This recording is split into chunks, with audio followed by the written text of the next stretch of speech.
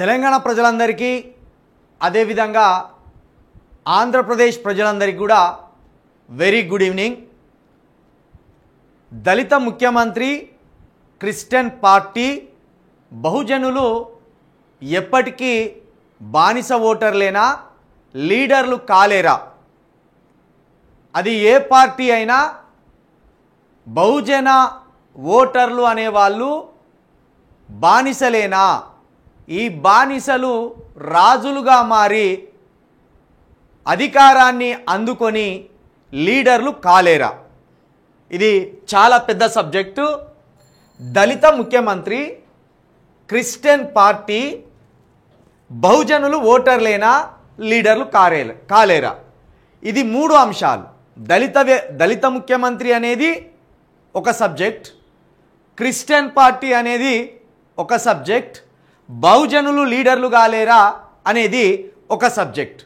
ముందుగా క్లుప్తంగా మనం రెండు మాటల్లో చెప్పాలంటే, భారతదేశంలో మతానికి ఉన్న పవర్ ఈక్వల్గా కులానికి కూడా ఉన్నది. ఇక్కడ ఓ విధంగా ఇక్కడ చెప్పాలంటే మతం, కులం అనేది తల్లి బిడ్డలు లాంటివి. ఒకదానికి ఒకటి ఇక్కడ పెనవేసుకొని కలిసి ఉన్నవి. వీటిని విడదీయలేం. ఇక్కడ మతాన్ని, కులాన్ని వేరువేరుగా విడదీసి చూడలేం. ఇవి ఒకదానితోటి ఒకటి పేగుబంధం లెక్క పెనవేసుకొని ఉన్నాయి. అందుకే ఇక్కడ భారతీయ జనతా పార్టీ అనేది మతాన్ని పట్టుకున్నది బలంగా. ఎందుకంటే భారతదేశంలో కులాల పుట్టుకకు ఇక్కడ బ్రాహ్మణ మతం తల్లిలాగా ఉపయోగపడ్డది. ఈ బ్రాహ్మణ మతమే ఇక్కడ కులాలకు పునాది అయింది. కాబట్టి ఇక్కడ మతాన్ని, కులాన్ని వేరువేరుగా చేసి చూడలేం. అట్లా అని నిజంగా వాళ్ళు చెప్తున్న బ్రాహ్మణ మతంలో మరి కులాలకు ఈక్వల్గా స్థానం ఉందా? ఎవరైతే ఇప్పుడు బ్రాహ్మణ వర్గాలు, క్షేత్రియ వర్గాలు, వైశ్య వర్గాలు, సవర్ణ హిందువులు అనబడే వాళ్ళు చెప్తున్న మతంలో మిగతా ఎస్సీ, బీసీ, ఎస్టీ ఈ మూడు వర్గాలకు ఈ బ్రాహ్మణ మతంలో సమానమైన హక్కులు, అవకాశాలు, అధికారం ఉన్నదా? ఈ సబ్జెక్ట్ ఒకటి లేవు అనే చెప్పాలి స్పష్టంగా. బ్రాహ్మణ మతంలో ఎవరికి అధికారం ఉన్నది? బ్రాహ్మణులకు, క్షేత్రీయులకు, వైశ్యులకు ఉన్నది. మరి అక్కడ ఈ కులాలుగా పిలువబడుతున్న ఎస్సీ, బీసీ, ఎస్టీలు అనే ఈ మూడు వర్గాల్లోని వందలాది కులాలకు ఈ మతంలో ఏమాత్రం ప్రాధాన్యం ఉన్నది అంటే పల్లకీలు మోసే ప్రాధాన్యం మాత్రమే ఉన్నది. అంటే ఈ బ్రాహ్మణులను, ఈ క్షేత్రియులను, ఈ వైశ్యులను ఎప్పుడు వీళ్ళు పల్లకి మోసే బోయాలుగానే ఉండాలి. వీళ్లకు ఎప్పుడు కుర్చీ మీద కూర్చునే అధికారం లేదు, ఇవ్వబోరు. కాబట్టి మనం ఇక్కడ ఒక తల్లికి బిడ్డ పేగుబంధం ఎట్లుంటుందో ఇక్కడ బ్రాహ్మణ మతానికి, కులాలకు పేగుబంధం ఉన్నది. కానీ ఈ పేగుబంధం తల్లి అందరినీ ఈక్వల్గా చూసినట్టు ఈ కులాలన్నిటినీ ఈ బ్రాహ్మణ మతం అని చెప్పబడుతున్న మతం ఏదైతే ఉన్నదో అది సమానంగా చూడదు. కాబట్టే ఈ రకరకాల వైషమ్యాలు ఈ భారతదేశంలో ఏర్పడ్డాయి. అదే కులాల పుట్టుకకు ప్రధానమైన పునాది అయిపోయింది. అయితే ఇక్కడ భారతీయ జనతా పార్టీ వీళ్ళందరినీ కలుపుకొని హిందువులం మేమనే సెంటిమెంట్ తోటి ఎప్పటికప్పుడు ఓట్లను గంపగుత్తగా రాబట్టుకుంటున్నది. మరి వీళ్ళు మన ఎస్సీ, బీసీ, ఎస్టీలు అనబడే వీళ్ళు కనీస అవగాహన లేకుండా, కనీస ఆలోచన లేకుండా గంపగుత్తగా వీళ్ళు కూడా ఆ భారతీయ జనతా పార్టీ మాయలో పడి వీళ్ళ హక్కులను కోల్పోతున్నారు, సమానత్వాన్ని కోల్పోతున్నారు, పైగా వీళ్ళు దాడులకు గురవుతున్నారు, అవమానానికి కూడా గురవుతున్నారు. మరి దీనికి పరిష్కారం ఏంది? ఇప్పుడు భారతీయ జనతా పార్టీ యొక్క ఆలోచన విధానం మనకు అర్థమైపోయింది. ఇక మనం రాష్ట్ర పార్టీల కాడికి వద్దాం. ఇప్పుడు భారతీయ జనతా పార్టీ ఏమో మేము హిందువుల కోసం, భారతదేశం కోసం ఏర్పడ్డం, మాకు ఏ అసమానత లేదు అన్నది. మరి ఏ అసమానత లేనప్పుడు సగం భారతదేశంలోని సగం రాష్ట్రాలలో బీజేపీ అధికారంలో ప్రత్యక్షంగా పరోక్షంగా ఉన్నప్పుడు మరి ఎక్కడైనా ఒక బీసీ ముఖ్యమంత్రిని కానీ, ఎక్కడైనా ఒక ఎస్టీ ముఖ్యమంత్రిని కానీ, ఎక్కడైనా ఒక ఎస్సీ ముఖ్యమంత్రి కానీ చేసిన రాష్ట్రం ఏదైనా ఉందా? లేదు. వాళ్ళు అధికారంలో ఉన్న అన్ని రాష్ట్రాల్లో బ్రాహ్మణులే ముఖ్యమంత్రి. మీరు ఒకసారి చూసుకోవచ్చు చరిత్ర. ఇప్పుడు మనం ఈ లైవ్ మాట్లాడుతుండగానే ఎవరైనా వికీపీడియాకు పోయి ఎన్ని రాష్ట్రాలలో బీజేపీ ప్రభుత్వం అధికారంలో ఉన్నదో అన్ని రాష్ట్రాలలో కూడా ముఖ్యమంత్రులు బ్రాహ్మణులే, లేదా వైశ్యులై ఉంటారు, లేదా క్షేత్రియులై ఉంటారు. అంతేకాదు ఆ పార్టీ పగ్గాలు కూడా చేతిలో పెట్టుకున్నది బ్రాహ్మణులు, వైశ్యులు, క్షేత్రియులే. ఇది ఇక రాష్ట్రాల పార్టీల కాడికి వస్తే ముఖ్యంగా వీళ్ళు ఏం చెప్తారంటే ప్రాంతీయవాదం అనే ఒక ఆలోచనతోటి ఈ పార్టీలను నడిపిస్తుంటారు. ఇక్కడ బీఆర్ఎస్ కావచ్చు, అక్కడ తెలుగుదేశం కావచ్చు, వైఎస్ఆర్సీపీ కావచ్చు, ఈ పార్టీలు ప్రాంతీయ పార్టీల ఎమోషన్స్ తోటి వీళ్ళు పార్టీలను ఏర్పాటు చేసుకొని అధికారాన్ని వీళ్ళు గుప్పెట్లో పెట్టుకుంటారు. వీళ్ళు ఏంది? వీళ్ళు శూద్ర కులాలలోని ఆధిపత్య వర్గాలు. రెడ్డి కావచ్చు, వెలుమ కావచ్చు, కమ్మ కావచ్చు, కాపు కావచ్చు. ఈ తెలుగు రాష్ట్రాల్లోకి వస్తే ఇవి ప్రధానమైన ఆధిపత్య కులాలు: వెలుమ, రెడ్డి, కమ్మ, కాపు. వీళ్ళు ఏం చేస్తారు? మళ్ళా సేమ్ హిందూ మతంలో ఎట్లయితే ఎస్సీ, బీసీ, ఎస్టీలకు అధికారం లేదో, హక్కులు లేవో, సమానత్వం లేవో, సేమ్ ఈ పార్టీలో కూడా ఎస్సీ, బీసీ, ఎస్టీలకు ఎలాంటి అధికారం కానీ ఎలాంటి హక్కులు కానీ లేవు. ఇక క్రిస్టియన్ పార్టీ అనేది రెండు తెలుగు రాష్ట్రాలలో, ఇటు తెలంగాణలో కావచ్చు, అటు ఆంధ్రప్రదేశ్లో కావచ్చు, వెరీ ఇంపార్టెంట్ టాపిక్. ఎందుకంటే ముఖ్యంగా క్రిస్టియన్స్ ఎవరు అనేది ఇక్కడ మనం మాట్లాడుకోవాలి. అత్యధికంగా క్రిస్టియన్స్ దళితులే. తెలంగాణలో 80 లక్షల మంది దళితులు ఉంటే ఈజీగా ఒక 40 లక్షల మంది క్రిస్టియన్స్ ఉంటారు. అనాధికారికంగా ఒక 40 లక్షల మంది ఈజీగా క్రిస్టియన్స్ ఉంటారు. ఇక ఆంధ్రప్రదేశ్ పోతే అక్కడ 6 కోట్ల ప్రజలు ఉన్నారు. 6 కోట్ల ప్రజల్లో ఎంత లేదన్న 1.5 కోటి మంది అక్కడ క్రిస్టియన్స్ ఉన్నారు. ఒక ప్రవీణ్ పగడాలను చంపేసిండు. ఒక దళిత బిడ్డ నల్గొండలో మొన్న ఒక రెడ్డి చేతుల మోసానికి గురై ఆత్మహత్య చేసుకున్నది. ఇటు వస్తే ఆదిలాబాద్లో ప్రస్తుతం విశారదన్ గారి 1,00,000 కిలోమీటర్ల రథయాత్ర జరుగుతుంది. ఈరోజు ఆయన ఒక గ్రామానికి పోతే అక్కడ ఒక ఎస్టీ బిడ్డ తన భర్త అప్పుల పాలై వ్యవసాయం చేయలేక ఆత్మహత్య చేసుకున్నాడు. ఆమె ఎస్టీ. ఒక రెడ్డి చనిపోతే నమస్తే తెలంగాణ పేపర్లో నర్సిరెడ్డి ఇన్ని అప్పుల పాలై చనిపోయిండు అని నమస్తే తెలంగాణ పేపర్ రాసుకొచ్చుకుంటుంది. కానీ అదే ఎస్టీ బిడ్డ చనిపోతే చిన్న వార్త కూడా వేయలేదు. దీన్ని అర్థం చేసుకోవాలి. కాబట్టి క్రిస్టియన్ పార్టీ అనేది రెండు తెలుగు రాష్ట్రాలలో ఖచ్చితంగా పెట్టుకుంటే అద్భుతమైన ఫలితాలు వస్తాయి. ఎందుకు అనేది మీకు చెప్తాను నేను. ఇక బహుజన ఓటర్లు లీడర్లు కాలేదా అనే సబ్జెక్ట్ కూడా చెప్తా. దయచేసి ఈ లైవ్ని చాలా పెద్ద ఎత్తున షేర్ చేయండి. ఇది అద్భుతమైన సబ్జెక్టు. ఇక్కడ మనం మాట్లాడుకోవాల్సి వస్తే కేసీఆర్ గారు దళితుల చుట్టూ ఈ తెలంగాణ ఉద్యమాన్ని నడిపి, తెలంగాణ అనేది ఒక యూనివర్సల్ పాయింట్ అయితే ఆ యూనివర్సల్ పాయింట్కు దళితవాదం అనే సెంటిమెంట్ను జోడించాడు చాలా తెలివిగా. అంటే ఆయన పొలిటికల్ నాలెడ్జ్కి అదొక నిదర్శనం అనుకోవచ్చు. తెలంగాణ అనేది అన్ని వర్గాలకు సంబంధించింది, కానీ దళిత ముఖ్యమంత్రి అనేది ఒక సూపర్ ఎమోషన్. అది ఆ సూపర్ ఎమోషన్ని ఈ తెలంగాణ వాదానికి అంటగట్టడం వల్ల దళితులంతా ఒకేసారి తెలంగాణ వస్తే మేము ముఖ్యమంత్రి అవుతాం అనే ఎమోషనల్ ట్రాప్లో పడి కేసీఆర్కు వన్ సైడ్గా దళితులు ఓట్లు గుద్దేసిండ్రు. అలా క్రిస్టియన్ దళితులు గుద్దిండ్లు, బౌద్ధ దళితులు ఓట్లేసిండ్లు, అదేవిధంగా హిందూ దళితులు కూడా ఓట్లేసిండ్రు. కేసీఆర్ ఫస్ట్ టర్ములో 2014లో అద్భుతంగా దళితవాదంతో ముఖ్యమంత్రి అయ్యాడు. 2018కి వచ్చేసరికి ఈ దళితవాదం అనే దాన్ని పూర్తిగా తెరమరుగు చేసి ఆంధ్ర నాయకుల నుండి తెలంగాణకు థ్రెట్ ఉందని చెప్పి ఈసారి ఇంకా సూపర్ సక్సెస్ అయిండు. అయితే నిన్నగాక మొన్న కేటీఆర్ ఏమంటాడు, ఇదే చంద్రబాబు నాయుడు తెలంగాణ అభివృద్ధి చేసిపోయింది అంటాడు. చూడండి వాళ్ళ స్ట్రాటజీలు. ఇదే చంద్రబాబు దొంగ, నువ్వు చేసినవా హైటెక్ సిటీని, నువ్వు కట్టినవా? హైటెక్ సిటీ అనేది సాంకేతిక విప్లవం పుట్టుక రావడం వల్ల హైదరాబాదుకు హైటెక్ సిటీ వచ్చిందని వీళ్ళే అంటారు.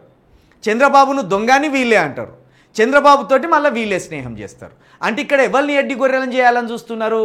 ఎస్సీ బీసీ ఎస్టీలను ఎడ్డి గొర్రెలు చేయాలని చూస్తున్నారు. వాళ్ళు తెలంగాణ సెంటిమెంట్ అనగానే మనం తెలంగాణ సెంటిమెంట్ అనాలి. వాళ్ళు ఆంధ్ర లీడర్లు దొంగ అనగానే మనం ఆంధ్ర లీడర్లు దొంగ అనాలి. మళ్ళీ వాళ్ళు ఆంధ్ర లీడర్లు గొప్ప అనగానే మళ్ళీ మనం ఆంధ్ర లీడర్లు గొప్ప అనాలి. ఇట్లా మనల్ని ఎమోషనల్ ట్రాపులు చేసి మనల్ని వాడుకునే ప్రయత్నం చేస్తారు. కాబట్టి మనమేమంటున్నాం, ఇక్కడ బీఆర్ఎస్ పార్టీ అయినా, ఇక్కడ రేవంత్ రెడ్డి గారు ఇప్పుడు ముఖ్యమంత్రిగా ఉన్న కాంగ్రెస్ పార్టీ అయినా, దళిత సెంటిమెంట్, కేసీఆర్ ఏమో దళితులే ముఖ్యమంత్రి అనే సెంటిమెంట్ తోటి అధికార పీఠం ఎక్కిండు. రేవంత్ రెడ్డి ఏం చేసిండు? సీతక్కను సెంటిమెంట్గా చూపించిండు. ఏంటిది? ఏమని? వాళ్ళ అధిష్టానమేమో ఒకవేళ కాంగ్రెస్ పార్టీ అధికారంలోకి వస్తే దళితుని ముఖ్యమంత్రి చేస్తామన్నాం. రేవంత్ రెడ్డి ఏం చేసిండు? ఒకే కుర్చీ కనుక ఉంటే సీతక్కను కూర్చోబెట్టి నేను నిలబెడతా అన్నాడు. మరి ఏ రాష్ట్రానికి కూడా రెండు మూడు సీఎం కుర్చీలు ఉండవు, ఒక్కటే సీఎం కుర్చీ ఉంటుంది. మరి ఆ ఒక్క సీఎం కుర్చీలో సీతక్కను కూర్చోబెట్టాలి కదా, మా ఎస్టీ బిడ్డను కూర్చోబెట్టలే, రెడ్డి ముఖ్యమంత్రి అయిండు మళ్ళా. కాబట్టి నీ కాంగ్రెస్ పార్టీలో కూడా ఎస్సీ బీసీ ఎస్టీలకు ఎలాంటి అధికారం ఉండదు, ఎలాంటి మంత్రివర్గం ఉండదు, ఎలాంటి సమానత్వం ఉండదు. ఇక్కడ సింపుల్గా నేను చెప్తా మిత్రులారా, కేసీఆర్ ముస్లింలు ఉన్నారు ఇక్కడ హైదరాబాద్లో, ముస్లింలు హైదరాబాద్లో ఉన్నారు, అదేవిధంగా రాష్ట్ర వ్యాప్తంగా ఉన్నారు. ఈ ముస్లింలకు హోం మంత్రి ఇచ్చిండు ఆయన, ముస్లింలకు హోమ్ మినిస్టర్ ఇచ్చిండు. కానీ దళితులకు హోమ్ మినిస్టర్ ఇవ్వలే, బీసీలకు హోమ్ మినిస్టర్ ఇవ్వలే. ఎందుకంటారు మీరు? వాళ్ళకు తెలుసు పవర్ బీసీల చేతికి ఎస్టీల చేతికి ఇవ్వద్దు. హోమ్ మినిస్టర్ అంటే ఇది లా అండ్ ఆర్డర్కి సంబంధించిన విషయం. లా అండ్ ఆర్డర్ మొత్తం ఒక దళితుడి చేతుల్లోనో, ఒక ఎస్టీ చేతుల్లోనో, ఒక బీసీ చేతుల్లోనో పెట్టడానికి వాళ్ళకు మనసు రాదు. అంతేకాదు రెవెన్యూ శాఖ కావచ్చు, ఆర్థిక శాఖ కావచ్చు, గ్రామ పంచాయతీ శాఖ కావచ్చు, ఇవేవి కూడా ఎస్సీలకు కానీ బీసీలకు కానీ ఎస్టీలకు కానీ ఇవ్వడానికి వాళ్ళు ఇష్టపడరు. ఇవి పెద్ద పెద్ద శాఖలు ఇవి. ఇక ముస్లింలకు కేసీఆర్ హోమ్ మినిస్టర్ ఇచ్చిండు. ఎవలకు? కీలు బొమ్మ లాంటి మహమ్మద్ అలీకి ఇచ్చిండు ఆయన హోమ్ మినిస్టర్. ఇక ఆయన ఆరాధిక్యం చేసిందా? మరి ఇక్కడ ముస్లింలు ఎంత ఉన్నారు? అంత కొడితే 20 లక్షల మంది ఉంటారు. ఇక్కడ 20 లక్షల మంది ఉంటారు. 80 లక్షలున్న దళితులకు హోమ్ మినిస్టర్ ఇవ్వలే, 80 లక్షలు ఉంటాడు. 1.5 కోటి ఉన్న బీసీలకు హోమ్ మినిస్టర్ ఇవ్వలే, 30 లక్షలకు పైగున్న ఎస్టీలకు కూడా కేసీఆర్ హోమ్ మినిస్టర్ ఇవ్వడానికి ఇష్టపడలేదు. ఇది ఒట్టేదిలేద్దాం. నేను క్రిస్టియన్ పార్టీ అని ఎందుకు చెప్పిందంటే, ఎంఐఎం పార్టీకి ఎన్ని సీట్లు ఉన్నాయి? ఇక్కడ 7 సీట్లు ఉన్నాయి, 7 ఎమ్మెల్యే సీట్లు ఉన్నాయి. 7 ఎమ్మెల్యే సీట్లు ఉన్న ఎంఐఎం పార్టీ గురించి బీజేపీ మాట్లాడుతుంది రోజు. 7 ఎమ్మెల్యే సీట్లున్న ఎంఐఎం పార్టీ గురించి కాంగ్రెస్ మాట్లాడుతుంది రోజు. ఇదే 7 ఎమ్మెల్యే సీట్లున్న ఎంఐఎం పార్టీ గురించి బీఆర్ఎస్ కూడా మాట్లాడుతుంది. ఈ చిన్న పార్టీకి ఓన్లీ హైదరాబాదు బేస్డ్గా ఆపరేషన్ జరిగే ఎంఐఎం అనే ఈ చిన్న పార్టీకి కాంగ్రెస్ వణికిపోతుంది, బీఆర్ఎస్ వణికిపోతుంది. దేశాన్ని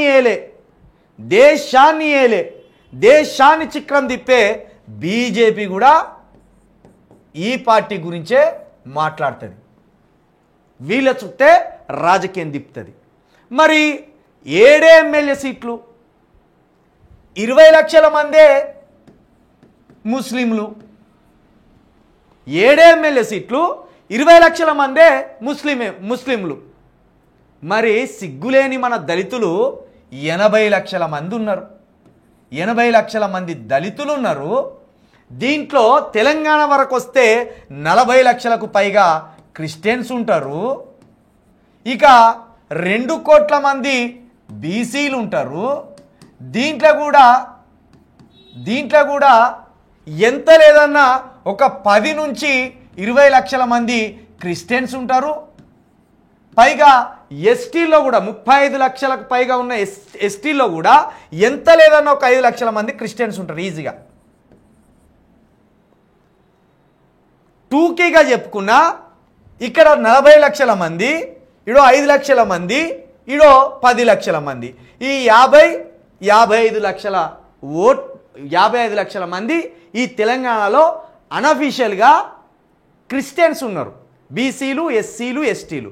ఇక రెడ్డి క్రిస్టియన్స్ కూడా ఉన్నారు, వెలుమ క్రిస్టియన్స్ కూడా ఉన్నారు, బ్రాహ్మణ క్రిస్టియన్స్ కూడా ఉన్నారు, వైశ్య క్రిస్టియన్స్ కూడా ఉన్నారు, అదేవిధంగా క్షేత్రీయ క్రిస్టియన్స్ కూడా ఉన్నారు. వీళ్ళంతా కలిపితే ఒక తెలంగాణలోనే ఎంత లేదన్న ఒక 60 లక్షల మంది క్రిస్టియన్స్ ఈజీగా ఉంటారు. 60 లక్షల మంది క్రిస్టియన్స్ ఉంటారు. 60 లక్షల మంది క్రిస్టియన్స్ ఉంటారు. మరి ఈ ఓటు బ్యాంకు అన్ని పార్టీలు వాడుకుంటున్నాయి. ఈ 60 లక్షల మంది క్రిస్టియన్స్లో కొన్ని కాంగ్రెస్కి వేస్తారు, కొన్ని ఇటు బీఆర్ఎస్కి వేస్తారు, కొన్ని ఇంకా ఇష్టం ఉన్న పార్టీలకు వేసుకుంటారు. దీనివల్ల జరిగే మోసం ఏంటంటే ప్రవీణ్ పగడాల గారి మరణం ఇప్పటికీ ఒక మిస్టరీగానే ఉంది కదా.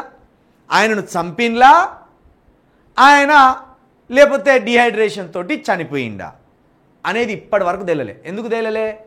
క్రిస్టియన్స్ కంటూ ఒక పార్టీ లేదు, క్రిస్టియన్స్ కంటూ ఒక లీడర్ లేడు, క్రిస్టియన్స్ కోసం గొంతెత్తే ఒక నాయకుడు లేడు, క్రిస్టియన్స్ ముందట నిలబడి మీకు ఏ ఆపద వచ్చినా నేనున్నా అని చెప్పే ఒక భరోసా కలిగిన నాయకుడు లేడు.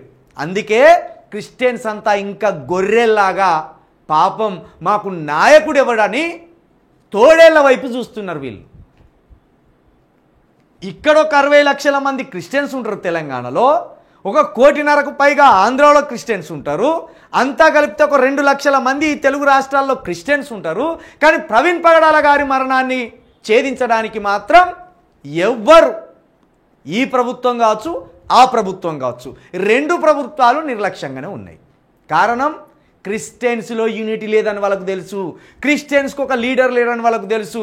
క్రిస్టియన్స్ కోసం ఎన్ని రోజులు కొట్లాడతారు ఎవరైనా, యూట్యూబ్ ఛానల్ కావచ్చు, లేకపోతే పాస్టర్లు కావచ్చు, లేకపోతే ఇంకో కొంతమంది ప్రజాస్వామ్యవాదులు కావచ్చు, కొంతమంది లాయర్లు కావచ్చు, ఎన్ని రోజులు కొట్లాడతారు? మహా అయితే నెల, మహా అయితే 2 నెలలు, మహా అయితే 3 నెలలు, వాళ్ళే అలసిపోతారు, వాళ్ళే అడ్డం పడతారు అని ఈ 2 రాష్ట్ర ప్రభుత్వాలకు తెలుసు. అదే ఎంఐఎం పార్టీ లాగా మీకు ఒక పార్టీ ఉంటే 20 లక్షల మంది లేని ముస్లింల నుండి 7 ఎమ్మెల్యేలు గెలిస్తే అదే 60 లక్షలకు పైగా ఉంటారు ఇక్కడ క్రిస్టియన్స్ తెలంగాణలో. వాళ్ళ నుండి ఎంతమంది ఎమ్మెల్యేలు పుట్టుకరావాలి? ఎంతమంది ఎమ్మెల్యేలు పుట్టుకరావాలి? ఈ 60 లక్షల్లో నికార్స్గా నిలబడి 10 లక్షలు ఓట్లేయ్యరా మీరు? 10 లక్షలే చూపి క్లియర్గా 10 లక్షలే ఓట్లేయ్యి.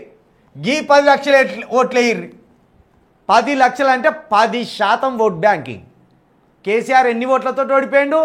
1.5% తోటి ఓడిపోయాడు. 1,50,000 ఓట్లతోటి ఓడిపోయాడు కేసీఆర్. జగన్మోహన్ రెడ్డి ఎన్ని శాతం ఓట్లతో ఓడిపోయాడు? 2.5% ఓట్లతో ఓడిపోయాడు జగన్మోహన్ రెడ్డి.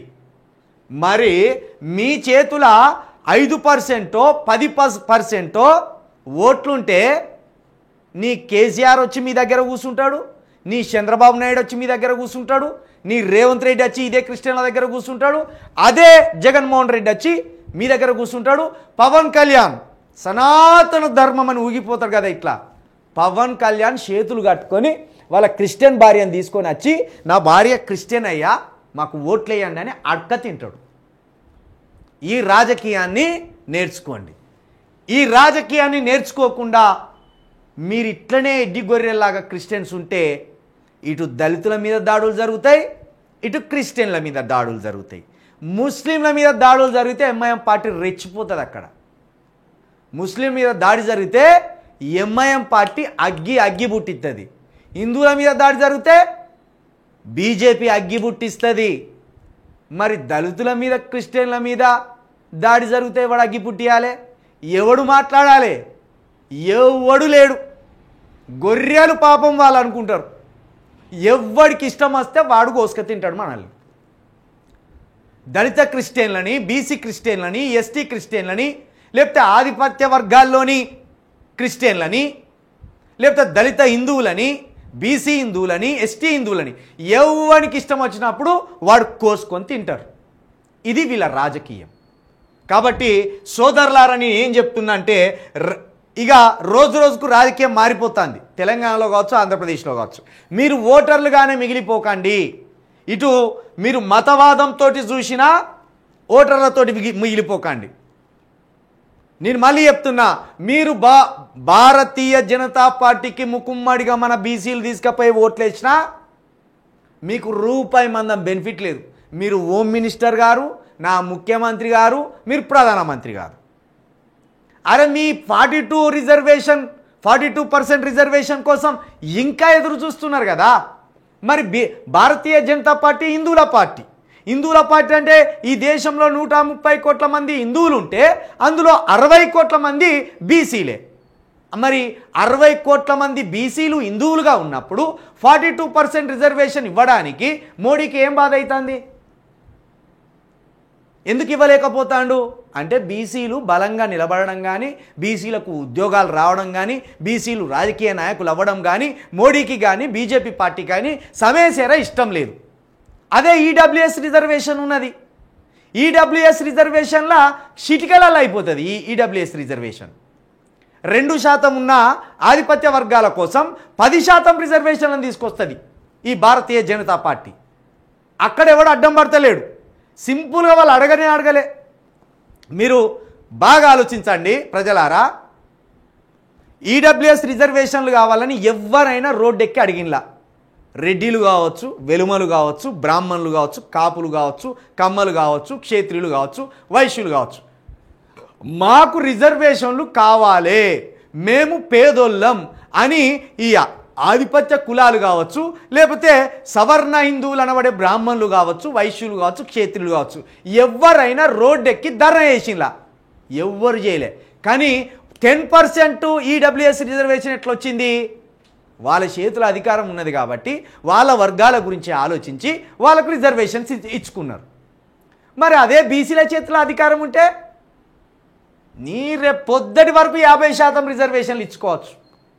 ఎస్సీల చేతుల అధికారం ఉంటే రేపు పొద్దుటి వరకు 18% ఉన్న వాటి 25% చేసుకోవచ్చు.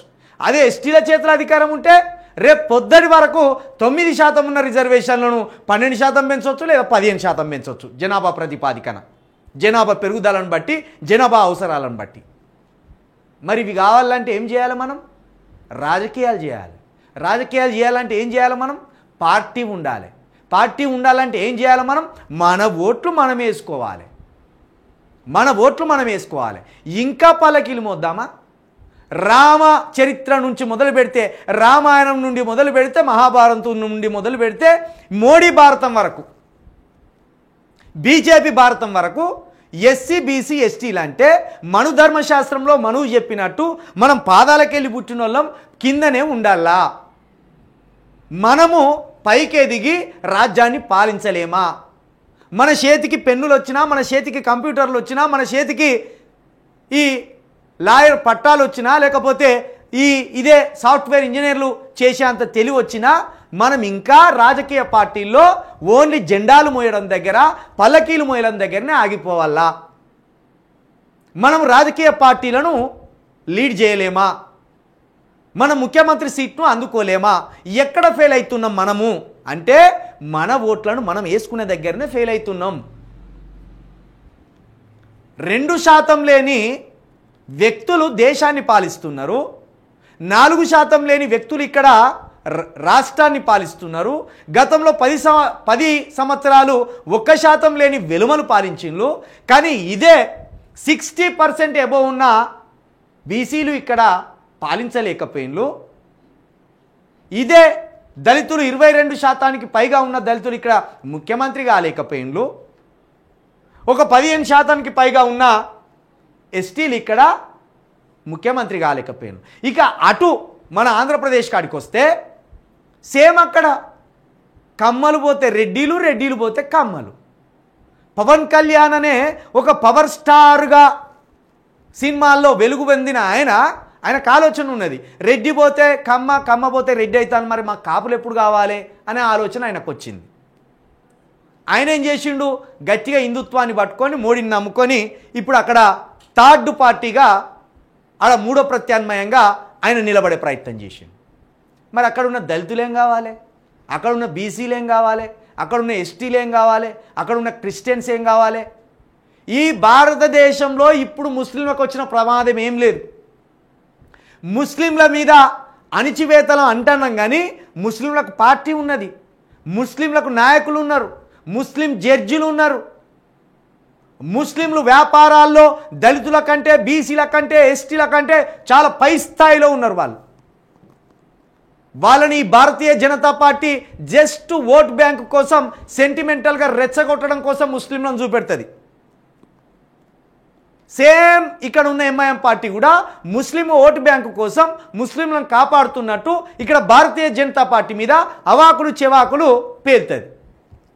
కానీ నేను మళ్ళీ చెప్తున్నా, దళిత క్రిస్టియన్స్, దళిత హిందువులు, బీసీ క్రిస్టియన్స్, బీసీ హిందువులు, ఎస్టీ క్రిస్టియన్స్, ఎస్టీ హిందువులు వీళ్ళు ఏకమైతే కనుక రానున్న 28-29లో ఈ రెండు తెలుగు రాష్ట్రాల్లో ఒక పెను సంచలనమైన రాజకీయ మార్పులు చోటు చేసుకుంటాయి. నేను అదే కోరుతున్నా. ఇక్కడ తెలంగాణలో కేసీఆర్ ఏమంటాడు ఎంతసేపు, తెలంగాణ తెలంగాణ తెలంగాణ అంటాడు. తెలంగాణ అంటే కేసీఆరా, కేసీఆర్ అంటే తెలంగాణ ఒక్కడేనా, లేకపోతే వాళ్ళ ఫ్యామిలీ ఒక్కటేనా, లేకపోతే వాళ్ళ రావులేనా, లేకపోతే రెడ్డిలేనా? మాకు దళిత ముఖ్యమంత్రి కావాలి, నువ్వే అన్నావు దళిత ముఖ్యమంత్రి అని. నువ్వు దళిత ముఖ్యమంత్రి చేస్తానని హామీ ఇస్తావా, లేకపోతే మా దళితులమే, క్రైస్తవులమే, హిందువులమే కలిసి ఒక పార్టీ పెట్టుకోవాలా? చలో ఇదే కాంగ్రెస్ పార్టీ దళిత ముఖ్యమంత్రి అన్నది, లేకపోతే ఎస్టీలను కుర్చీలో కూర్చోబెడతామన్నది. మీరు చేస్తారా? చలో ప్రకటించండి. వాళ్ళు చేయరు కాక చేయరు. ఇంకా మనం అదే భావజాల దరిద్రంలో ఉంటే మన ఓట్లు మళ్ళా దొబ్బకపోతారు. 10 సంవత్సరాలు కేసీఆర్ నరరూప రాక్షస పాలన కొనసాగించిందని ఇదే ప్రతిపక్ష పార్టీలు చెప్పినప్పుడు మనం నమ్మి కాంగ్రెస్కు ఓట్లు వేసినాం. ఇప్పుడు 17 నెలలు కాకముందే మళ్ళీ ఏమంటున్నాం, ఈడు అంతకంటే ఎక్కువ రాక్షసుడు, మళ్ళీ కేసీఆర్ కావాలంటున్నాం. మనకు సిగ్గు లేదు, శరం లేదు. ఆల్రెడీ తన్ని ఇడిచిపెట్టిండు. తన్ని ఇడిచిపెట్టినాక ఆ దెబ్బలు ఎట్లా మర్చిపోతాం? ఆ దెబ్బలు మానిపోయినాయి కాబట్టి మళ్ళీ కొత్తగా దండించుకోవాలి ఈ బీఆర్ఎస్ పార్టీతో అని అనుకుంటున్నామా? లేదు. మనం ఖచ్చితంగా ఒక పార్టీగా ముందుకు పోవాలి. ఇక్కడ తెలంగాణలో ఒక్క ఓటు కూడా చీలిపోకుండా చూడాలి. ఆంధ్రప్రదేశ్లో ఉన్న దళితులు కావచ్చు, క్రిస్టియన్లు కావచ్చు, బీసీలు కావచ్చు, ఎస్టీలు కావచ్చు, మీరు కూడా ఒక్క ఓటు కూడా అక్కడ విచ్ఛిన్నం కాకుండా చూసుకోరి. నేను దీనికి స్ట్రాటజీ చెప్తా, తర్వాత ఎత్తరని చెప్పు. నేను ఇక్కడ విచ్ఛిన్నం కాకుండా చెప్తా. మనకు చిన్న పార్టీలే ఉన్నాయి. ఏంటి చిన్న పార్టీలు? ఉదాహరణకు తెలంగాణ కాడికి వస్తే మనకు బహుజనుల కోసం డిఎస్పి అనే ఒక పార్టీ పుట్టింది. దీనికి విశారదన్ గారు లీడ్ చేస్తాను. విశారదన్ గారు ఈ పార్టీని స్థాపించిండ్రు. 12 సంవత్సరాలుగా ఎస్సీ బీసీ ఎస్టీల సాంస్కృతిక సాంప్రదాయాలకు సంబంధించి బోధించిండ్రు, కల్చరల్ బోధించిండ్రు. ఇప్పుడు రాజకీయ పాఠాలు నేర్పుతున్నారు. ప్రస్తుతం 1,00,000 కిలోమీటర్ల రథయాత్ర ద్వారా మొత్తం ఈ తెలంగాణ ప్రాంతాన్ని చుట్టే ప్రయత్నం చేస్తున్నారు విశారదన్ మహారాజ్ గారు. లాస్ట్లో వీళ్లకు 65,000 ఓట్లు వచ్చినాయి. ఇవి చిన్న ఓట్లేం కాదు. ఇంకొక 35,000 ఓట్లు పడితే 1% ఓట్లు రాష్ట్రంలో రాజకీయం మార్చే ఓట్లు అవి. కాబట్టి ఇప్పుడు ఈ డిఎస్పి ఉన్నది. ఈ డిఎస్పి ఓటు బ్యాంకింగ్ పెంచాలి. ఇక్కడ ఇంకోటి వీసీకే పార్టీ అని, ఇదే జిలకర శ్రీనివాస్ గారని బహుజన నాయకుడు. సరే, ఈ పార్టీ గురించి పెద్దగా తెలియకపోయినా ఈ పార్టీకే అధ్యక్షుడు ఉన్నాడు. ఇవి రెండు దళిత బహుజన పార్టీలు, అంటే బీసీ ఎస్సీ ఎస్టీల పార్టీలు. ఇవి ఈ చిన్న పార్టీలుగా ఉన్న ఇవి ఇంకా కొన్ని చిన్న పార్టీలు ఉన్నాయి తెలంగాణలో. ఈ పార్టీలన్నీ కలిపి ఒక పొత్తు పెట్టుకోవాలి. వీళ్ళకొక 10,000 ఓట్లు వచ్చినా, వీళ్ళకొక 1,00,000 ఓట్లు వచ్చినా, లేకపోతే ఇంకా భవిష్యత్తులో ఇంకో పార్టీ ఏర్పడి ఎక్స్ఎక్స్ పార్టీ అనుకుందాం, ఏదో ఇదొకటి ఏర్పడి యువ రాజకీయంతో ఇదొచ్చినా, ఈ పార్టీలన్నీ పొత్తు పెట్టుకొని ఈ పెద్ద పార్టీలకు ఉచ్చబడేటట్టు చేస్తే వాళ్ళే అప్పుడు మేము కూడా మీతో పొత్తుకు వస్తాం, మీకు ఎన్ని సీట్లు కావాలి, మీరు ఎందరు ఉన్నారు అని అడుగుతారు. మనకి 2-3 ఇచ్చినా కూడా సీట్లు, అప్పుడు క్రిస్టియన్ల వైపు నిలబడి మాట్లాడవచ్చు, దళితుల వైపు నిలబడి మాట్లాడవచ్చు, ఎస్టీల వైపు నిలబడి మాట్లాడవచ్చు, బీసీల వైపు నిలబడి మాట్లాడవచ్చు. కాబట్టి ఏపీలో కావచ్చు, టీజీలో కావచ్చు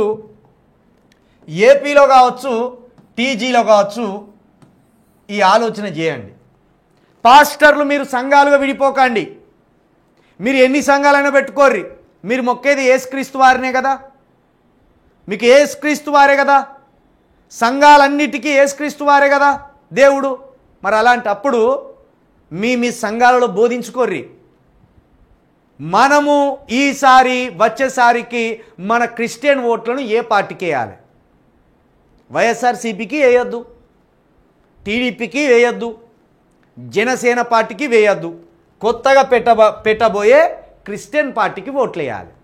ఆ క్రిస్టియన్ పార్టీని ఎవరు పెడతారు, ఎప్పుడు పెడతారు అనేది ఆలోచన చేయరు, మేధావులు ఆలోచన చేయరు.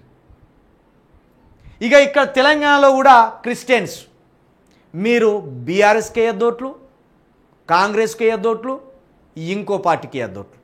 ఇక బీజేపీ అంటే మీ ఓట్లు అడగనంటుంది కదా బీజేపీ, మాకు హిందువుల ఓట్లే కావాలంటుంది కదా. సరే, హిందువుల ఓట్లు మీరే తీసుకోరు, కానీ అందులో ఆ పార్టీకి ఆకర్షితులైన మా బీసీ హిందువులు, ఎస్సీ హిందువులు, ఎస్టీ హిందువులను ఎట్లా మేల్కొల్పాలో మేము మేల్కొల్పుతాం. మీకు క్రిస్టియానిటీలో ఉన్న సలువత ఏంది తెలుసా, సౌకర్యం ఏంది తెలుసా?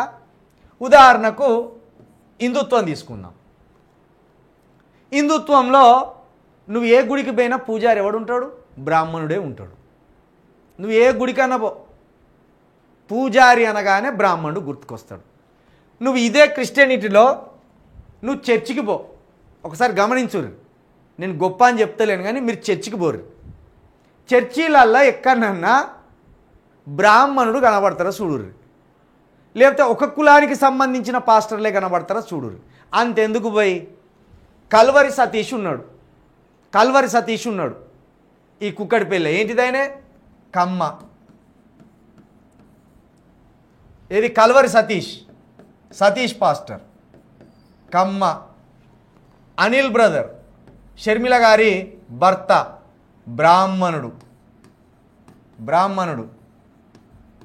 ఇంకా ఆయన ఎవరు, ఇంకొక పెద్ద పాస్టర్ ఉంటాడు మన దగ్గర. ఉదాహరణకు మన తెలంగాణలో ఇక్కడ ప్రవీణ్ బ్రదర్ని తీసుకుందాం, కరీంనగర్లో ఉంటారు. ప్రవీణ్ బ్రదర్ కాపు. అజయ్ పాస్టర్ అని నిన్న మొన్న గట్టిగా పేరు వినబడ్డది కదా, ఖమ్మం అజయ్ పాస్టర్. ఖమ్మం అరెస్ట్ అయ్యిండు మొన్న ఆయనే, ఏంటి ఆయన పేరు? అజయ్ బాబు ఎవరు? బీసీ బిడ్డ. మొన్న ప్రవీణ్ పగడాలన్న గారు అనుమానాస్పద రీతిలో మరణించబడ్డ ప్రవీణ్ పగడాలన్న గారు ఏంటిది? దళితుడు. ఓ విధంగా చెప్పాలంటే వాళ్ళ తండ్రి ముస్లిము, వాళ్ళ తల్లి మాదిగ. కానీ ఆయన ఎక్కడ ఇక కులం వాడుకోలే. ఓ విధంగా చెప్పాలంటే తల్లి కులంలోకే వచ్చినట్టు, ఎందుకంటే ముస్లింలకు పోలే ఆయన. చూడు, తండ్రి ముస్లిం అయినప్పటికి కూడా ఖురాన్ని విశ్వసించలేదు ఆయనే, తండ్రి ముస్లింని విశ్వసించలే. ఎందుకంటే ఖురాన్ అనేది క్రీస్తు వచ్చిన తర్వాత 1500 సంవత్సరాలకు రాయబడ్డ గ్రంథం. అది మహమ్మద్ ప్రవక్త వచ్చినాక బైబుల్లోని పాత నిబంధన గ్రంథంలోని అంశాలను తీసుకొని వాళ్ళకు అనుకూలంగా కొన్ని రాసుకున్నారు. అందుకే బైబుల్లో రక్తపాతం కావచ్చు, వ్యభిచారం కావచ్చు, హత్యలు కావచ్చు, కిరాతకత్వం కావచ్చు, దోపిడీ కావచ్చు, మొత్తం నీకు పాత నిబంధన గ్రంథంలోనే ఉంటుంది. ఓ విధంగా చెప్పాలంటే పాత నిబంధన గ్రంథం బైబుల్లో అనేది పంటికి పన్ను, కంటికి కన్ను. ఎవడన్నా నీ పన్నీర కొట్టిననుకో తిరిగి నువ్వు పన్నీర కొట్టు, ఎవడన్నా నీ కన్ను బీకేసింది అనుకో తిరిగి నువ్వు కన్ను బీకే. అంటే మొత్తం హింసే. క్రీస్తు రాకముందు పాత నిబంధన గ్రంథంలో వ్యభిచారం ఉన్నది, దోపిడీ ఉన్నది, హత్యలు ఉన్నాయి, హింస ఉన్నది. కానీ క్రీస్తు వచ్చినాక పాపక్షమాపణ చెప్పిండు. పాపక్షమాపణ చెప్పిండు అంటే ఎవడన్నా నీ పట్ల దురుసుగా ప్రవర్తించి నేను హింసించినా నీ ప్రవర్తన వల్ల వాడు మారిపోవాలి తప్పించి మళ్ళీ వాని మీద నువ్వు రక్తపాతం చేయకు అన్నాడు. ఆటోమేటిక్గా మనిషి మారుతాడు. అంటే టోటల్ ఖురాన్కి భిన్నమైంది క్రీస్తు తత్వం. కానీ మహమ్మద్ ప్రవక్త అట్లా చేయలే. మహమ్మద్ ప్రవక్త గారు పెళ్లిల విషయంలో కావచ్చు, ఇతర విషయాల్లో కావచ్చు సేమ్ బైబిల్లోని పాత నిబంధన గ్రంథంని ఫాలో అయ్యాడు. అందుకే క్రీస్తు అనేవాడే వ్యక్తి ప్రపంచంలో దేవుడిగా కొలవబడుతున్నాడు. మహమ్మద్ ప్రవక్త అనే వ్యక్తి ముస్లిం వర్గానికే ఇష్టమైపోయాడు. కాబట్టి ప్రవీణ్ పగడాలన్న బైబుల్ని, ఖురాన్ని, హిందూ గ్రంథాలను అన్నిటినీ అవపోసన పట్టిండు, వాటిని చదివిండు. కాబట్టి దేంట్లో నీతి ఉన్నదని చూసి ఆయన క్రీస్తు ఫాలోవర్గా క్రీస్తు మార్గంలో వెళ్ళిండు. క్రీస్తుని దేవుడిని అంటామా, ప్రవక్త అంటామా, ఇంకోటి అంటామా అది ఎవరి ఇష్టం వాళ్ళది. క్రీస్తుని మనిషిగా చూస్తే మనిషే, క్రీస్తుని విప్లవకారుడిగా చూస్తే విప్లవకారుడే, క్రీస్తుని దేవునిగా చూస్తే దేవుడే. మనం రాముణ్ణి కదా ఆదర్శ పురుషుడు అంటాం, లేదా దేవుడు అంటాం, లేకపోతే ఇంకో అవతారం అంటాం, అది మన ఇష్టం. మనం రాముణ్ణి దేవుడు అనుకుంటే దేవుడే, రాముణ్ణి ఆదర్శ పురుషుడు అంటే ఆదర్శ పురుషుడే, రాముణ్ణి రాజు అనుకుంటే రాజే. అది ఎవరి అభిప్రాయం వారిది, ఎవరి విశ్వాసం వారిది. కాబట్టి ప్రవీణ్ పగడాలన్న తల్లి మాదిగా అయినా తండ్రి ముస్లిం అయినా తల్లిలాగానే ఆలోచించిండు, క్రిస్టియన్లోకి వచ్చిండు. గో ఈ బ్యూటీ ఉంది నీకు క్రిస్టియనిట్లో. నువ్వు పాస్టర్ కావాలనుకుంటున్నావా, నీకు కులం లేదు, ఏం లేదు. నువ్వు బైబిల్ మొత్తం క్షుణ్ణంగా చదువుకొని క్రీస్తుని అర్థం చేసుకొని నువ్వు పాస్టర్ అయిపోవచ్చు, నువ్వు బోధకుడు అయిపోవచ్చు. మన హిందూ మతంలో అది లేదుగాక లేదు ఆ సౌకర్యం.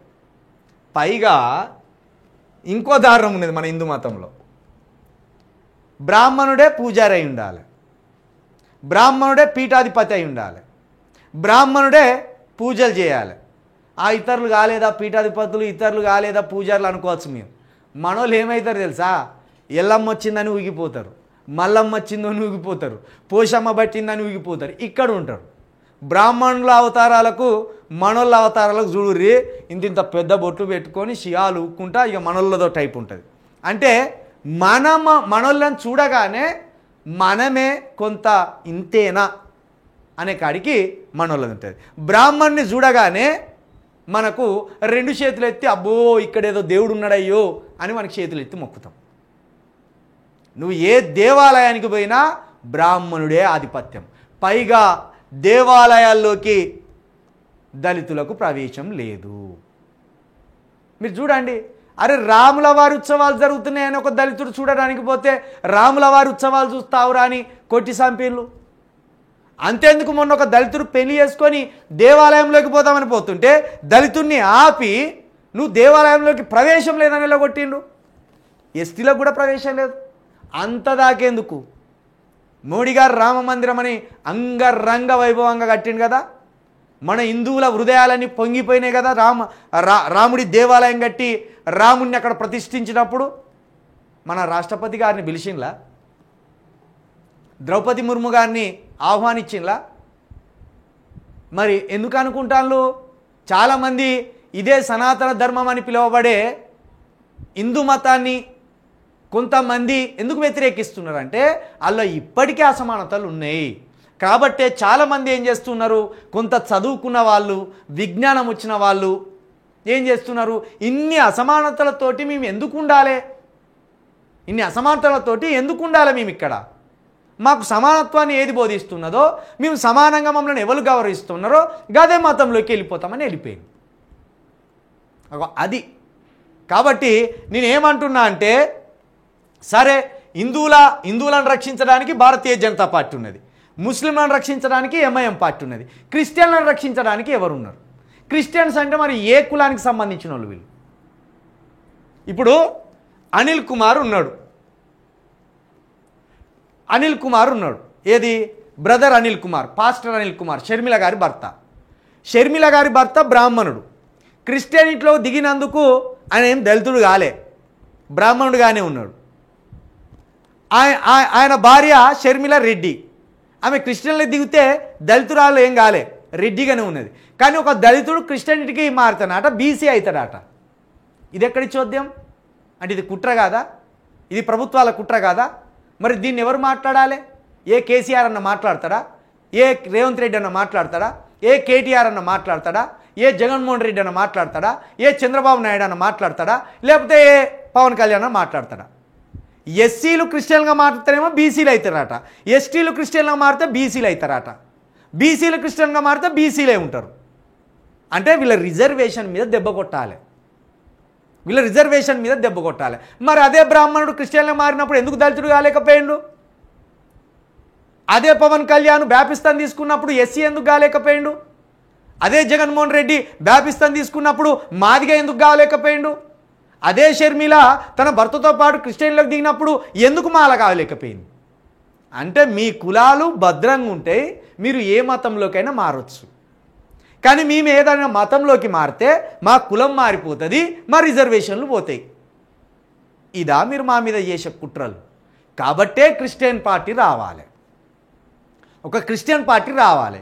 అది ఓట్లు కొల్లగొట్టినప్పుడు అప్పుడు ఏ పార్టీ వచ్చి ఇన్ని ఓట్లు కొల్లగొట్టిండ్రు వీళ్ళు అని అప్పుడు ఏ పార్టీ మన దగ్గరికి వస్తుందో గప్పుడు మన డిమాండ్లు పెట్టవచ్చు. ఇగో మేము దళిత క్రిస్టియన్లమి, మా మీద ఇంత దాడులు జరుగుతున్నాయి. ఇగో మేము బీసీ క్రిస్టియన్లమి, మా మీద ఇంత దాడులు జరుగుతున్నాయి. ఇగో మేము ఎస్టీ క్రిస్టియన్లమి, మా మీద ఇంత దాడులు జరుగుతున్నాయి. మాకు భరోసా ఏమిస్తావు నువ్వు?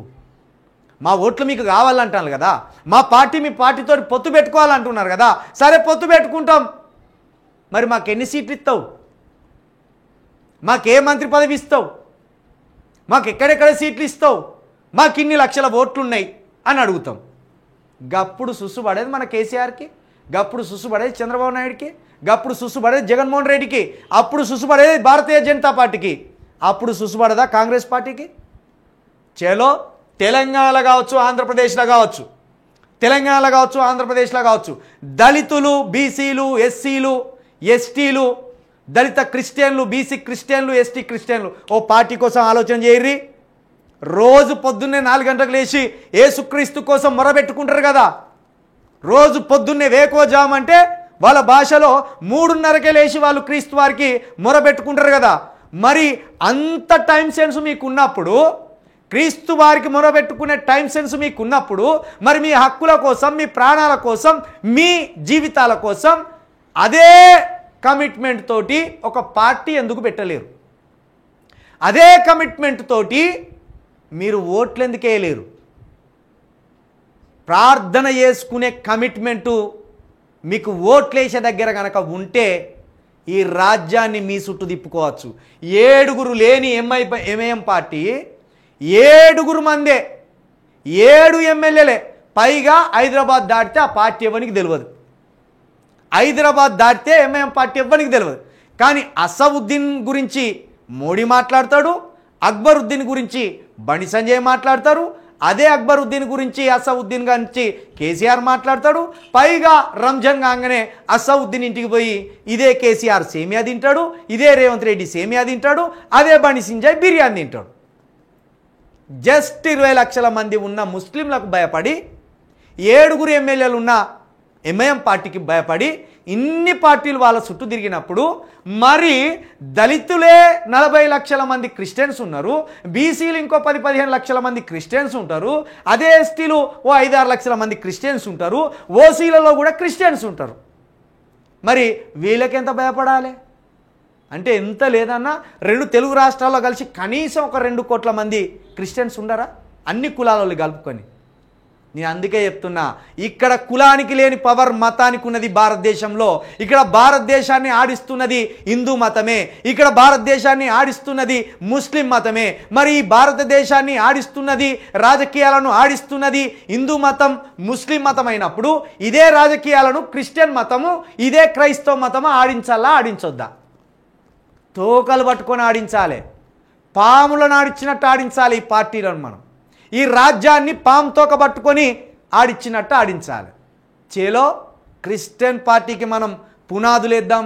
రెడీ గారి 2 తెలుగు రాష్ట్రాలలో దళిత Christian BC Christian, SC Christian, ఆధిపత్య వర్గాలకు సంబంధించిన క్రిస్టియన్ మీరందరు కలిసి కులం చూడకుండా మతంతో ముడిపడి రారి. ఇక మన అసమానత పోతుంది, మన మీద దాడులు పోతాయి. ప్రవీణ్ పగడాల లాంటి మరొక సోదరుణ్ణి మనం కోల్పోయే అవకాశం ఉండదు. అందరు బెల్లం కొట్టిన రాయి లెక్కనే ఉన్నారు. జగన్మోహన్ రెడ్డి మాట్లాడాడు, షర్మిల మాట్లాడది. కానీ క్రిస్టియన్ల నుండి సందాలు కావాలి. ఎవలకు? షర్మిల భర్తకు దశమ భాగాలు కావాలి, నెలవారీ కానుకలు కావాలి, వాళ్ళు వీళ్ళు డబ్బులు ఇస్తే డొనేషన్లు ఇస్తే పెట్టుకోవాలి, ఇవన్నీ కావాలి వీళ్ళకు. కానీ వీళ్ళకు ఏ క్రైస్తవ పాస్టర్ అన్న చచ్చిపోతే కనీసం వాళ్ళ కోసం వచ్చి ఒక్కరోజు కూడా నిరాహార దీక్ష చేయరు, వాళ్ళకు న్యాయం చేయమని అడగరు. కాబట్టి మిత్రులారా, నేను మళ్ళీ చెప్తున్నా, ఈ రెండు తెలుగు రాష్ట్రాలలో క్రిస్టియన్ పార్టీని ఏర్పాటు చేయండి.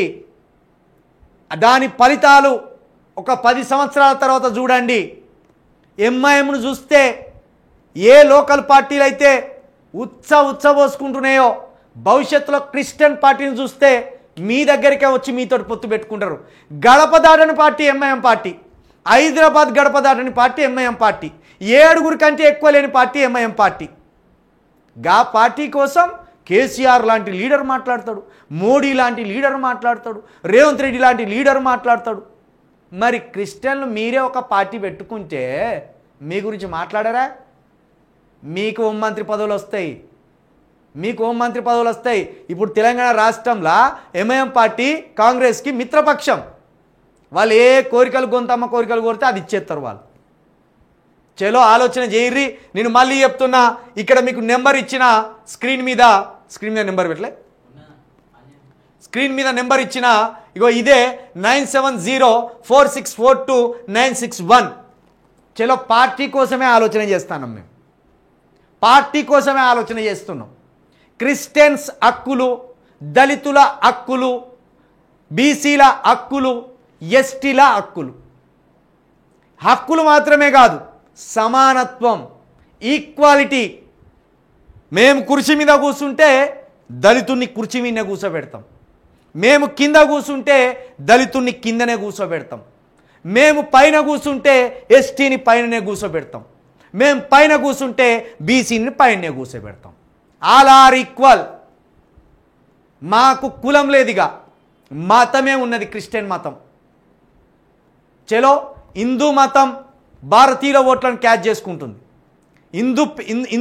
హిందువుల పేరుతోటి భారతీయ జనతా పార్టీ క్యాచ్ చేసుకుంటుంది, ఎంఐఎం పేరుతోటి ముస్లింల ఓట్లను క్యాచ్ చేసుకుంటుంది. క్రిస్టియన్ ఓట్ బ్యాంకును పెంచుకోర్రి, రాజకీయాలు మారిపోతాయి. దీనికి ఎస్సీ బీసీ ఎస్టీలు అంత ఒకటి గారి.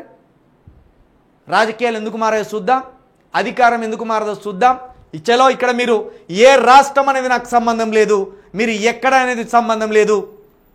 9704642961 ఈ నెంబర్కి మీ పేరు, మీ ప్రాంతము, మీ ఫోన్ నెంబర్ పెట్టండి.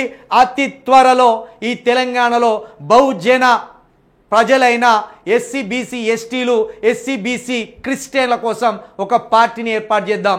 ఆ పార్టీ ద్వారా పెద్ద ఎత్తున రాజకీయ యుద్ధం చేద్దాం.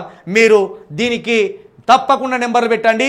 ఇప్పటికే ఆల్రెడీ ఒక సమావేశం ఏర్పాటు చేసినాం, ఒక 100 మందికి పైగా మిత్రులు దీనికోసం నిలబడతామన్నారు. ఇక భవిష్యత్తులో రోజువారీ ప్రణాళికలు ఉంటాయి.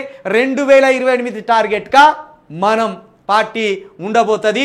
అది ఏ పార్టీ ఎట్లుంటుంది అనేది కూడా మీకు అతి త్వరలో డీటెయిల్స్ ఇస్తాం.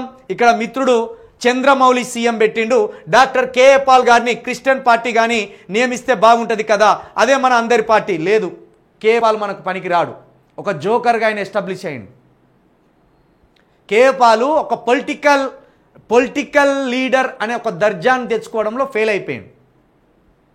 ఆయనను లీడర్గా ఎవ్వరు చూస్తలేరు, జస్ట్ ఒక కామెడీగా మాట్లాడి వెళ్ళిపోతాడు అనేది ఆయన మీద బలమైన ముద్ర పడ్డది.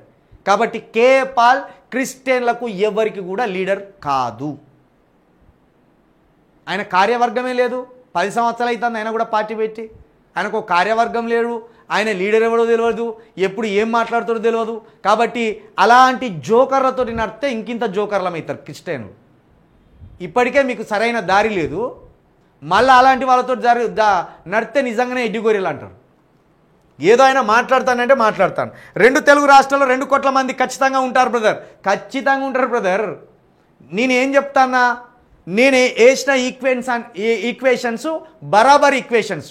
ఎట్లా అంటే దళితులు అనగానే క్రిస్టియన్స్, మరి దళితులు తెలంగాణలో 80 లక్షల మంది ఉన్నారు. 80 లక్షల మందిలో కనీసం 40 లక్షల మంది ఉంటారు. ఈ 40 లక్షల మంది కూడా అత్యధికంగా ఏ ప్రాంతాల్లో ఉన్నారో చెప్తాను నేను. వరంగల్లో క్రిస్టియన్స్ అధికం దళితులలో, అదే వరంగల్లో బీసీలు కూడా క్రిస్టియన్స్ అధికం, అదే వరంగల్లో రెడ్డిలు కూడా క్రిస్టియన్స్ అధికం, ఖమ్మంలో క్రిస్టియన్స్ అధికం, హైదరాబాద్లో క్రిస్టియన్స్ అధికం.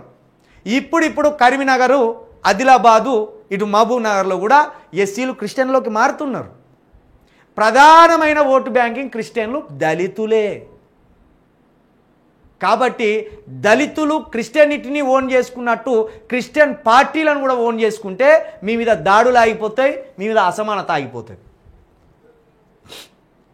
శంకర్ చెపూర్ కానీ ఆయనకు ఉందా ప్రపంచ దేశాల పరిచయాలు? ఇక్కడ ఎవరికి లేవు. ప్రపంచ దేశాల పరిచయాలు ఉంటే మనకు అవసరం వచ్చేది ఏమున్నది బ్రదర్? ఏం జరిగింది చెప్పుర్రి మరి. ప్రపంచ దేశాలతోటి మోడీకి కూడా పరిచయాలు ఉన్నాయి. ఏం జరిగింది మోడీతోటి? దేశంలో ఏమైనా పేదరికం తగ్గిందా? దేశంలో ఏమైనా అదనంగా ఉద్యోగాలు తీసుకొచ్చిందా మోడీ గారు? ప్రపంచ దేశ ఎవరితోటి పరిచయం ఉన్నది అనేది కాదు, ఎంత గట్టి భావజాలం ఉన్నది అనేదే ఇక్కడ విషయం. నేను కూడా కేసీఆర్ తోటి ఫోటో దిగి పెడతా పరిచయానికి, అయితే ఒరిగేదేంది? పరిచయాలు కాదు ఇక్కడ ముఖ్యం, మనకు ఓటు బ్యాంకింగ్ నిలబెట్టడం ముఖ్యం. క్రిస్టియన్లను ఓటర్గా మార్చి ఆ ఓట్ల ద్వారా రాజ్యంలో కూర్చోవడం ఇక్కడ ప్రధానమైన అంశం. దీన్ని మీరు అర్థం చేసుకోవాలంటే చాలా డెప్త్గా వెళ్ళిపోవాలి మీరు. ఇవాళ ప్రవీణ్ పగడాల కేసులో అదే డాక్టర్ కే పాల్ గారు ఇవాళ లీడ్ తీసుకుంటారు. అది మనం ఏమంటున్నాం, ఆయనకు ఆ విషయంలో గౌరవం ఇస్తున్నాం, ఆయనకు ఆ విషయంలో గౌరవం ఇస్తున్నాం. ఆయన పేరు ఎక్కడ యూజ్ అయితే అక్కడ ఆయన వాడుతున్నాడు, అది కాదంటలేం మనం. కానీ ఆయన లీడర్ క్వాలిటీ కాదు అంటున్నాం మనం, అదే అర్థం చేసుకోండి. 2 వేరువేరుగా చూడాలి. ప్రవీణ్ పగడాలన్న విషయంలో కేఏ పాల్ గారు కొట్లాడే విషయాన్ని వేరుగా చూడాలి, లీడర్గా వేరుగా చూడాలి. ఆయనను 2 వేరుగా చూడాలి.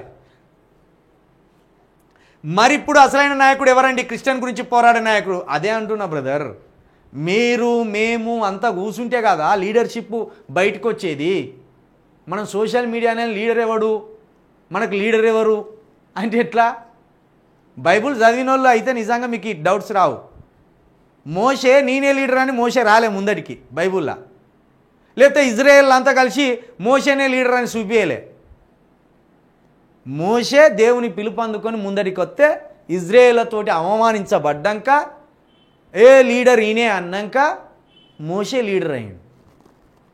బైబుల్ని చదవండి, ఇంకా బైబుల్లో తెలిస్తే కదా మనకు, అక్కడక్కడ చదవకుండా పూర్తి స్థాయిలో చదివితే తెలుస్తాయి మనకు. అవును బ్రదర్, 2 స్టేట్స్లో 2 కోట్ల క్రిస్టియన్స్ ఉంటారు. నేను అదే కనిపెట్టినాకనే ఈ సబ్జెక్ట్ ఎంచుకున్నా. ఇట్లనన్నా మన దళిత క్రిస్టియన్లకు, బీసీ క్రిస్టియన్లకు అర్థమవుతుందనే ఇది చాలా అనాలిసిస్ చేసినాకనే, ఓ వారం రోజుల పాటు దీని మీద స్టడీ చేసినాకనే ఈ సబ్జెక్ట్ని ఎంచుకున్నా. కాబట్టి ఈ లైవ్ని ఇప్పుడు 2 రాష్ట్రాల్లో షేర్ చేయవలసింది మీరే. ప్రతి క్రిస్టియన్ కుటుంబానికి ఈ లైవ్ని షేర్ చేయవలసింది మీరే. ప్రతి దళిత క్రిస్టియన్ కుటుంబానికి షేర్ చేయవలసింది మీరే. ప్రతి బీసీ క్రిస్టియన్ కుటుంబానికి షేర్ చేయవలసింది మీరే. ప్రతి ఎస్టీ క్రిస్టియన్ కుటుంబానికి, ప్రతి ఆధిపత్య క్రిస్టియన్ కుటుంబానికి కూడా ఈ లైవ్ షేర్ చేయవలసింది మీరే. దీన్ని చర్చకు పెట్టండి.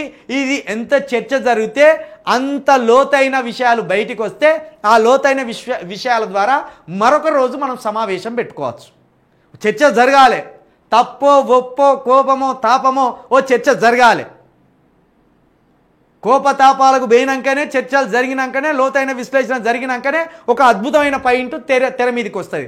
ఆ అద్భుతమైన పాయింట్ను పట్టుకొని ముందుకు వెళ్ళాలి. ఏది ఒకసారికి తెగిపోదు. 100 సార్లు చర్చించాలి, 100 తలలు పనిచేయాలి, 100 ఆలోచనలు కలవాలి, 100 ఆలోచనలు సంఘర్షణకు గురి కావాలి, 100 ఆలోచనలు ఆవేశానికి గురి కావాలి, 100 ఆలోచనల నుండి అప్పుడు ఉపాయం పుట్టుకొస్తుంది. వాళ్ళ కోసం నువ్వింత ఆరాటపడి గొంతు చించుకొని ఆవేశపడుతుంటే నీ వీడియో ఎంతమంది క్రిస్టియన్లు చూస్తున్నారు బ్రదర్? ప్రవీణ్ కనీసం తమ గురించి మాట్లాడే వీడియో చూడడానికే ఇక బూతులద్దు బద్ధకం ఉపదేశం అంటారు. బ్రదర్ నేను చిన్నగా చెప్తా బ్రదర్, చిన్నగా సింపుల్గా చెప్తా అర్థమయ్యే భాషలో. మా కేసీఆర్ తెలంగాణలో తెలంగాణ రాష్ట్రం కావాలి అన్నప్పుడు ఆయన బయటకు వచ్చినప్పుడు అందరూ వెక్కిలిగా నవ్విండు, ఆయనను అపహాస్యం చేసిండు, ఆయనను తిట్టిండ్లు. రాళ్ళతోటి కొట్టుడు ఒకటే తక్కువైంది. ఏది 2001లో కేసీఆర్ ఇంత బక్కపానం వేసుకొని తెలంగాణ రాష్ట్రం తీసుకొస్తానంటే అందరూ వెక్కిలిగా నవ్విండ్లు, పగలబడి నవ్విండ్లు. ఈ పార్టీ ఉంటుందా, ఈయన ఉంటుందా, ఏం తెస్తాడా అనుకున్నారు. ఒక్కడు 14 సంవత్సరాలు ప్రయాణం చేసి ఈరోజు తెలంగాణ రాష్ట్ర సాధనలో ముఖ్య పాత్ర పోషించి ఏం తక్కువ తెలంగాణ అంటే కేసీఆర్, కేసీఆర్ అంటే తెలంగాణ, తెలంగాణ అంటే బీఆర్ఎస్ పార్టీ, బీఆర్ఎస్ పార్టీ అంటే తెలంగాణ కాడికి తెచ్చుకున్నారు. మనం ముందు ప్రయాణాన్ని చూసే మనం భయపడితే 100 కిలోమీటర్లు ఉన్నదాట ఎప్పుడు నడతాం అని భయపడితే నువ్వు ఈయన్నే ఆగుతావు, ఆ 100 కిలోమీటర్లు అక్కడనే ఉంటుంది. రోజొక్క అడిగేస్తే కదా నువ్వు 100 కిలోమీటర్ల కాదు అందుకునేది. లోపల రక్తం బాయిల్ అయితే ఆ రక్తం స్ఫూర్తిగా మారితే, ఆ స్ఫూర్తి పోరాటంగా మారితే, ఆ పోరాటం ఉద్యమంగా మారితే, ఆ ఉద్యమం అధికారంగా మారుతుంది. ఇన్ని దశలు ఉంటాయి. మనం మాట్లాడినంత సింపుల్గా ఉండవు. 1000 తలలు మనల్ని వ్యతిరేకిస్తాయి, 1,00,000 గొంతుకలు మన మీద బొర్రుతాయి. ఎవ్వని చూడద్దు, అధికారాన్ని చూడాలి, మన లక్ష్యాన్ని చూడాలి. ఎక్కడ మనం చాలా చాలా పోరాడితే వస్తుంది అది. ప్రవీణ్ గారు అద్భుతమైన లాజిక్ పాయింట్ ఉన్నది. అల్ల పవర్ కూడా దాగున్నది. 2 కోట్ల మంది క్రిస్టియన్లు ఏకదాటిగా ఒకటే పార్టీకి ఓటేస్తే, 2 కోట్ల మంది క్రిస్టియన్లు ఒకటే పార్టీకి ఓట్లేస్తే రాజకీయం ఎట్లా మారుతుందో అర్థం చేసుకోరు. అలా పవర్ ఉన్నది. నేను మళ్ళీ అంటున్నా, మతంలోనే పవర్ ఉన్నది ఇక్కడ భారతదేశంలో. ప్రపంచవ్యాప్తంగా లేదు, కానీ భారతదేశంలో మతం చుట్టే రాజకీయం తిరుగుతుంది. కాబట్టి అదే మతాన్ని పట్టుకొని మనం కూడా రాజకీయం చేయాలి. ఐ సపోర్ట్ యూ అన్న. Thank you brother. Me stand చెప్పండి, మీ వెంట ఉంటాం. ఇప్పుడు మా స్టాండ్ అదే. ఎస్సీ బీసీ ఎస్టీలు క్రిస్టియన్లు, అది దళిత క్రిస్టియన్లా, బీసీ క్రిస్టియన్లా, ఎస్టీ క్రిస్టియన్లా, మాకు కులం అవసరం లేదు, సమానత్వం అవసరం.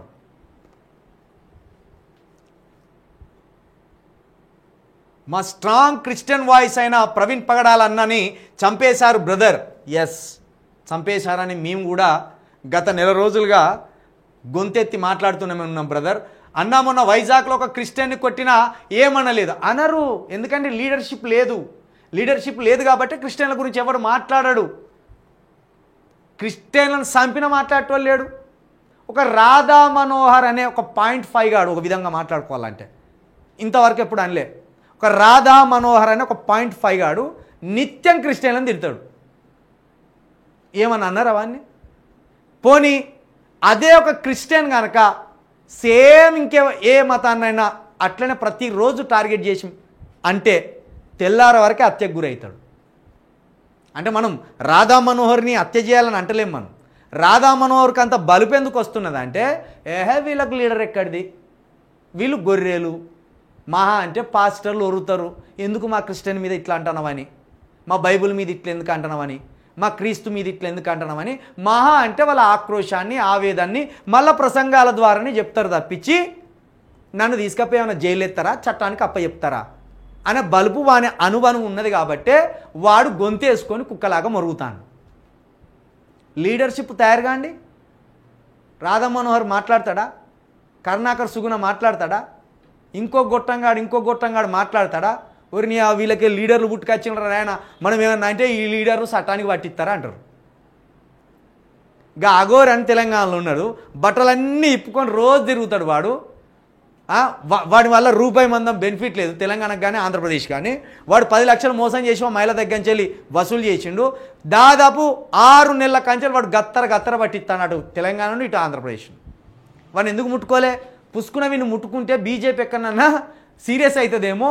బీజేపీ, ఆర్ఎస్ఎస్, విశ్వ హిందూ పరిషత్తు, లేదా బజరంగ్ బలి ఇలాంటి సంస్థలు నిజంగా వీని కోసం పనిచేస్తున్నాయేమో వీని వెనక అనుకొని భయపడి ఇన్ని రోజులు ఆగిండు వాడిని పట్టుకోవడానికి. ఆఖరికి వీని వెనక ఏం లేదురా నాయన అని వాళ్ళు కన్ఫర్మ్ చేసుకున్నాక ఈరోజు తీసుకుపోయి జైలు వేసాం. అంటే బర్వాతలు ఉన్నోని చూసే గంత భయపడ్డది రాజ్యం. మరి సూటు బూటు టై గీ కట్టి ప్రతి ఆదివారంలో బోధన చేస్తారు, ప్రతి ఆదివారం బైబిల్ పట్టుకొని పద్ధతిగా పోయే మీకు ఇంకెంత భయపడాలి ఈ రాజ్యం? ఆలోచించండి. జస్ట్ ఇమాజిన్ చేయండి, 2 కోట్ల ఓట్లు పడితే రాజ్యం ఎట్లుంటుందో ఇమాజిన్ చేయండి అంతే. మొదటిసారి మీ న్యూస్ని నేను పాజిటివ్గా చూస్తున్నా అన్న బ్రదర్, నేను పాజిటివ్ విషయాలే చెప్తా. ఓని గొట్టుమని, ఓని సంపుమని, ఓని తిట్టుమని చెప్పాను. కాకపోతే నేను తీసుకునే స్టాండ్ మీకు అర్థం కావడానికి కొంత సమయం పడుతుంది. అది లోతుగా చూస్తే అర్థమవుతుంది. ఎక్సలెంట్ అనాలిసిస్ చిల్క ప్రవీణ్ అన్న, థ్యాంక్ యూ ఎబినేజర్. క్రైస్తవులు మేలుకోవాలి, గుడ్ ఒపీనియన్ బ్రదర్. గీత సూపర్ సార్. ప్రవీణ్ అన్న మీ విశ్లేషణ బాగుంది. నేనేమంటున్నా అంటే, మనం ముస్లింల మీదకి కత్తులు అందుకొని ఉరకడానికి కాదు పార్టీ పెట్టేది, హిందువుల మీదకి కత్తులు అందుకొని ఉరకడానికి కాదు పార్టీలు పెట్టేది. హిందువులు ఎట్లయితే వాళ్ళ హక్కులను వాళ్ళు కాపాడుకుంటానో, వాళ్ళ అధికారాన్ని వాళ్ళు కాపాడుకుంటానో, ముస్లింలు ఎట్లయితే వాళ్ళ హక్కులను వాళ్ళు కాపాడుకుంటానో, వాళ్ళ అధికారాన్ని వాళ్ళు కాపాడుకుంటానో, సేమ్ క్రిస్టియన్లు కూడా వాళ్ళ హక్కులను వాళ్ళు కాపాడుకొని, దళిత క్రిస్టియన్లు వాళ్ళ రిజర్వేషన్లు వాళ్ళు కాపాడుకొని, వాళ్ళు ఎస్సీ మాదిగా అయితే వాళ్ళు క్రిస్టియన్లకు మారినా ఎస్సీ మాదిగానే ఉండాలి. వాళ్ళు మాల అయితే వాళ్ళు క్రిస్టియన్లు మారినా వాళ్ళు మాలగానే ఉండాలి. వాళ్ళు కుమ్మరో కమ్మరో బెస్తో గౌన్లో ముదిరాజు అయితే వాళ్ళు క్రిస్టియన్గా మారినా ముదిరాజుగానే ఉండాలి, గౌనుగానే ఉండాలి. ఎందుకంటే క్రిస్టియన్లోకి మారిన జగన్మోహన్ రెడ్డిగానే ఎట్లున్నాడు, క్రిస్టియన్లకు మారిన బ్రాహ్మణుడైన అనిల్ బ్రదర్ బ్రాహ్మణుడుగానే ఎట్లున్నారు. మరి ఎదిగితే పైకి అనేది ఎదగాలి, లేకపోతే కిందికి అనేది ఎదగాలి, మొత్తం కులమే లేకుండా చేయాలి. వాళ్ళ కులాలు వాళ్ళకు భద్రంగా ఉంటాయి, వాళ్ళ ఐడెంటిటీ వాళ్ళకు బలంగా ఉంటుంది. మళ్ళీ వాళ్ళు ఏదో ఇష్టం ఉన్న మతంలోకి మారచ్చు. మనం మారితే మాత్రం మనం క్రిస్టియన్లుగా మారంగానే మన మాదిగతనం పోతుంది, మన రిజర్వేషన్లు ఎగిరిపోతాయి, మనం బీసీ కేటగిరీ కింద పడతాం. చూడండి వాళ్ళు ఎన్ని కుట్రలు చేయగలరో అన్ని కుట్రలు చేయగలరు. కాబట్టి నేను దళిత క్రిస్టియన్లని, బీసీ క్రిస్టియన్లని, ఎస్టీ క్రిస్టియన్లని, ఆధిపత్య కులాల క్రిస్టియన్లని ఒక్కటే అంటున్నా, మీరు ఓటర్లు కాస్త లీడర్గా మారాలి, బహుజనవాదాన్ని అందుకోవాలి, ఇక్కడ రాజకీయం చేయాలి. ఇక్కడ దళిత క్రిస్టియన్లు బహుజన క్రిస్టియన్లు బహుజన హిందువులు మీరంతా ఒక రాజకీయ పార్టీని పెట్టుకొని ఇక్కడ ముందుకు పోవాలనేది నా ఆలోచన. దానికోసం కలిసి వచ్చే మిత్రులందరూ ఇక్కడ 9704642961 ఈ నెంబర్కి మీ డీటెయిల్స్ పంపండి. మీది ఏ ప్రాంతం, ఏం పేరు, మీ ఫోన్ నెంబర్, మీ వృత్తి. అన్న ఇప్పటి నుంచి క్రిస్టియన్ నిద్రలేచిన సింహాలు పులులు ఏనుగులు మనకు అవసరం లేదు. మీ ఓటు తీసుకపోయి ఆ బాక్సులు వేయండి సరిపోతుంది. యుద్ధాలు చేయవలసిన అవసరం లేదు, గొడవలు పడవలసిన అవసరం లేదు. ఓటే సింపుల్ ఆయుధం. నీ ఓటు ఎటుబడ్డది? నీ ఓటు నీ గొంతు కోసుకునడానికి పడ్డదా, నీ ఓటు రాజ్యాన్ని మలుపు తిప్పడానికి పడ్డదా? సింపుల్, అంతే, ఏం లేదు.